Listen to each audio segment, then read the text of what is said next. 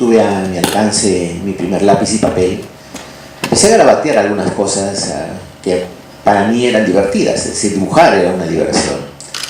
Sin embargo, no era nada nuevo, es decir, todos mis compañeritos de la escuela también lo hacían, es decir, todos podemos dibujar, porque todos nacemos con habilidades para dibujar.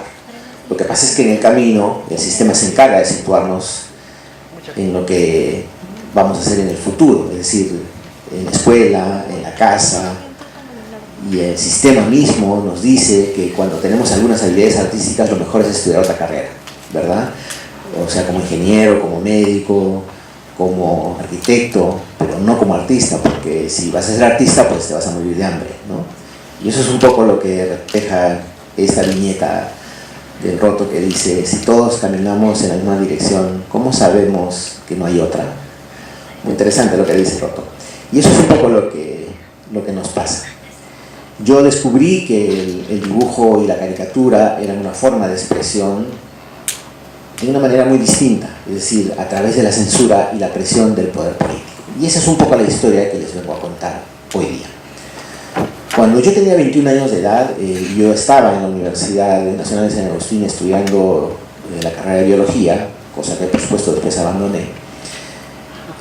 Me di cuenta que el dibujo era algo que me llamaba poderosamente la atención y despertaba mi interés. Entonces ingresé a la Escuela de Bellas Artes como alumno libre, es decir, tomaba algunos cursos que me interesaban gracias a los buenos oficios de mi padre, que era profesor en ese momento en la escuela. Y allí conocí un grupo de amigos, un grupo de gente, compañeros de mi misma edad, que también estaban interesados en la caricatura. Y esta era una expresión artística poco usual en realidad, aun cuando todos estaban interesados en desarrollar sus habilidades artísticas, muy pocos eran los que se dedicaban a la caricatura. Y hay un par de amigos con los que hice buenas migas. Uno de ellos es Luis Pantigoso, que es un extraordinario acuarelista, y Rafael Polar, dos grandes amigos con los que formamos un grupo a los que nos llamó el profesor Carlos de la Riva el grupo Tres en Contra. Y él incluso hizo esta caricatura que se ven aquí, que es el catálogo que nos presentó en la primera exposición de caricaturas que hicimos en Arequipa. Éramos bastante jóvenes, el profesor Carlos de la Riva nos animó a que hiciéramos esta exposición porque en ese momento sucedían cosas importantes en la coyuntura política, es decir, se estaba desarrollando el gobierno militar de Francisco Morales Bermúdez, que había dado un golpe de estado al general Velasco.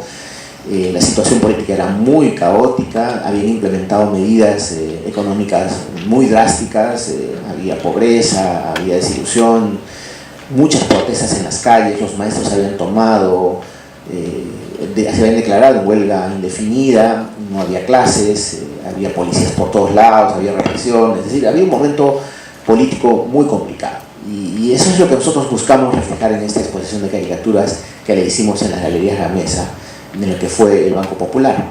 Una galería muy concurrida, donde iba muchísima gente a ver lo que allí pasaba. Y era por primera vez que se hacía una exposición de caricaturas de ese tipo, es decir, que caricaturas políticas, aun cuando nosotros éramos bastante jóvenes, y a lo que podíamos entender de lo que estaba pasando, reflejamos eso en diversas caricaturas muy divertidas. La exposición tuvo muchísimo éxito, muchísima gente fue a vernos, y eso nos animó unos meses más tarde a hacer una segunda exposición, a la que llamamos Tres en Contra a la Mala. Como ven, esta caricatura que muestra el catálogo de esa segunda exposición se ve en medio de bombas lacrimógenas, nosotros llorando con nuestros lápices en la mano. Esta exposición fue, por supuesto, muchísimo más dura, muchísimo mejor elaborada, pero solo duró un día, porque al día siguiente agentes de seguridad del Estado intervinieron en la exposición, retiraron todas las obras y apresaron a Rafael Polar, que en ese momento estaba en la galería. Lucho Pantigoso y yo no estábamos en ese momento, pero nos avisaron inmediatamente que la policía nos estaba buscando y nos escondimos, asustados, por supuesto, de lo que podía pasar. Pero curiosamente sucedió algo que nos sorprendió a todos en la sociedad de arequipeña, sobre todo, porque intelectuales y medios de comunicación empezaron a protestar por lo que estaba pasando, por ese atropello. Era la primera vez que se censuraba una exposición de caricaturas o una exposición de arte en una galería, y entonces empezaron muchísimas protestas. Incluso dos abogados prestigiosos se ofrecieron a defendernos, y con esa condición nosotros nos entregamos a la policía. Nos llevaron a seguridad del Estado para un interrogatorio. Paralelamente, en la Escuela de Bellas Artes, los alumnos tomaron el local, se declararon en huelga indefinida hasta que nos liberaran. Fue un apoyo solidario que nosotros agradecimos profundamente, pero que fue importante esa presión. Esta es una caricatura que muestra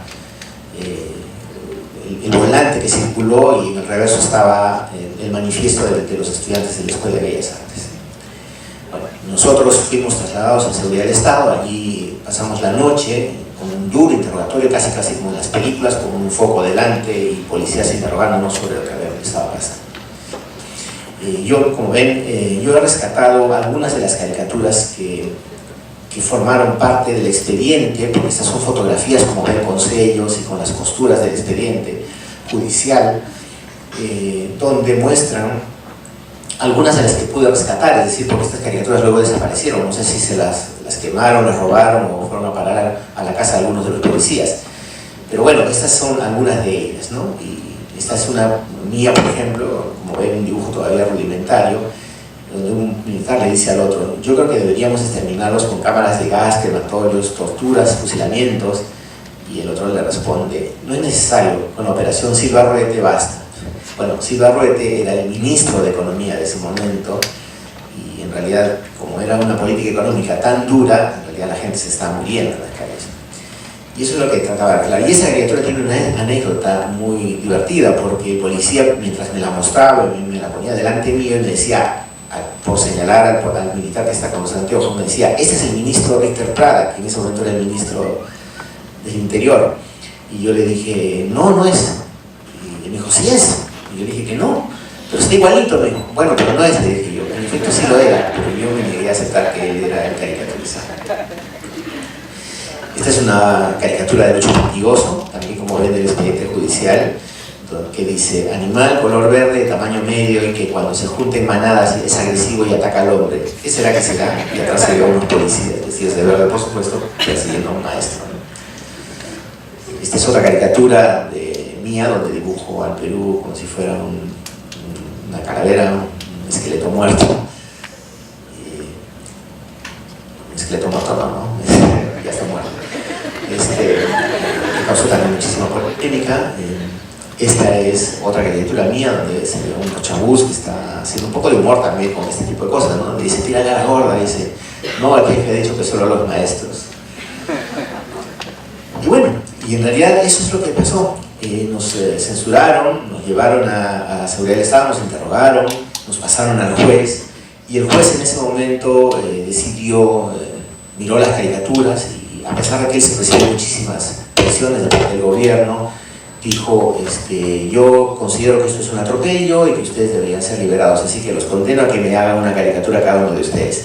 Esa fue la sentencia del juez Recalde, a quien yo le guardo muchísimo aprecio, y que tuvo la valentía y los pantalones para no ceder a la presión política y liberarnos. Entendió que lo que nosotros habíamos hecho era arte y no no obedecía a ningún interés político, no pertenecíamos a ningún partido político, y lo único que éramos unos jóvenes que lo único que querían era expresar su punto de vista sobre lo que estaba pasando en el país. Y eso es algo que debemos agradecerle a un juez del nivel y de la conciencia que tuvo el juez Ricardo. Muchas veces me han preguntado a mí, y como seguro a muchos artistas, de dónde nos viene la inspiración, es decir, de dónde aparece. No es como este dibujo de Quino, donde viene una hada ciega y a un pintor le arroja las notas musicales. No, la inspiración no viene del arte, no viene del aire. En realidad la inspiración viene del trabajo permanente y constante de lo que podemos hacer diariamente con nuestro trabajo. Y es que yo aprendí que para ser un artista uno tiene que tener una formación integral y tiene que tener un proceso creativo que se va a enriquecer a partir de la información, porque el cerebro es un músculo del cual solo utilizamos el 10% y tenemos un 90% bastante que no lo tenemos hábil, no lo tenemos desarrollado lo suficientemente, lo utilizamos solo para pensar, Y eso es algo que en el cual deberíamos trabajar todos, porque lo que queremos es desarrollar lo que llamamos la inteligencia emocional, es decir, percibir las emociones, todo lo que está en nuestro entorno, entenderlas profundamente, aprender a manejarlas y luego utilizarlas para que nosotros podamos unir lo que es el sentimiento con el pensamiento y lograr la inteligencia emocional. Eso es algo que yo propongo siempre y estoy tras el aprendizaje permanente para poder manejarla mejor, y creo que esto es algo que no solo sirve a los artistas, sino también a cualquier profesional que esté desarrollándose en la vida. La caricatura para mí ha sido una manera de expresión, ya lo conté en una experiencia anterior, y este arte me ha llevado a descubrir caminos distintos y también una manera de ver el mundo. Yo no solamente he hecho caricaturas, también he hecho, como saben, yo también soy un periodista de formación y he trabajado en la investigación de algunos libros. Este es un libro que hice para el equipo, que se llamó Trazos y Risas, que buscaba resaltar la historia, rescatar la historia perdida de los caricaturistas más importantes que ha tenido esta ciudad. Arequipa ha sido cuna de grandes caricaturistas, y lo único que yo quise era reunir toda esta historia en un solo libro que nos permitiera conocer mejor. Hay un libro que publicó Mario Polaro Garteche, donde se revela una conversación que tuvo con Doris Gibson, la directora y fundadora de la revista Caretas, donde en esta conversación dicen que el 90% de los caricaturistas peruanos es de Arequipa, ¿no? Desde Málaga, hasta Felipe, hasta Ferli, Osorio, Núñez, Ureta o Mendívil. En Arequipa la caricatura es oral y los apodos son notables. Este fue un punto de partida interesante para mí, porque a partir de eso yo decidí hacer este libro, que recogió caricaturas del gran maestro Julio Málaga Grenet, uno de los grandes, Jorge Benatar Reynoso, que también hizo caricaturas personales, Víctor Mendívil, del cual se conoce muy poco, pero sin embargo pudo rescatar algunas de ellas, el famoso Guillermo Osorio, que lamentablemente murió muy joven y publicó muchos años en Caretas, el genial Chalo Guillén, como esa caricatura hecha por él hace muchos años y que actualmente vive en Arequipa, y el notable Alonso Núñez, hijo del muralista Teodoro Núñez Ureta, que es uno de los más grandes caricaturistas que tenemos en el país actualmente. Siempre me han preguntado también por qué hago esto. Yo hice este libro por tres razones fundamentales. Una, porque me interesa que los jóvenes conozcan la historia de sus artistas, conozcan la historia de estos grandes caricaturistas que ha tenido esta ciudad. Segundo, porque creo que esto es un aporte que yo le debía a mi ciudad, a la que quiero tanto, porque creo que a partir de lo que yo hice y lo que he podido conocer, era importante ofrecérselos a través de este libro, que va a formar parte de un hito para quienes luego quisieran poder concretarlo.